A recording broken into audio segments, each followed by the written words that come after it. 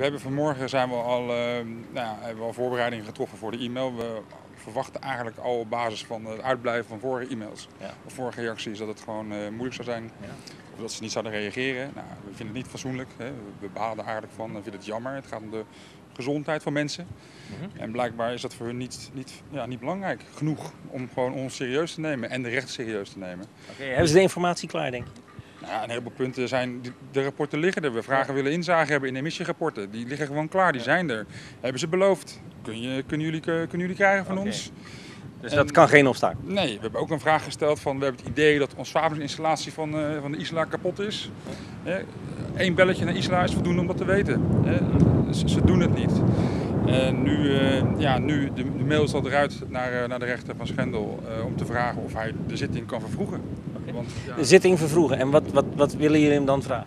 Nou ja, gewoon aangeven, we willen graag ingaan op wat u zegt. We willen graag praten met de overheid. We hebben onze goede wil getoond. We hebben op alle manieren gedaan wat we afgesproken hebben in de meetings. Alleen de overheid niet. Wij komen er niet doorheen. Het gaat om de gezondheid van de bevolking. Het is spoedeisend. Mensen gaan elke maand dood aan. Zegt u het maar.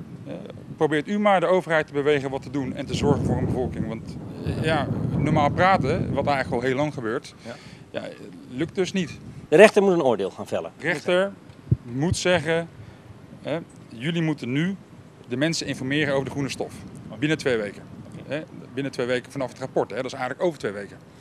Ja.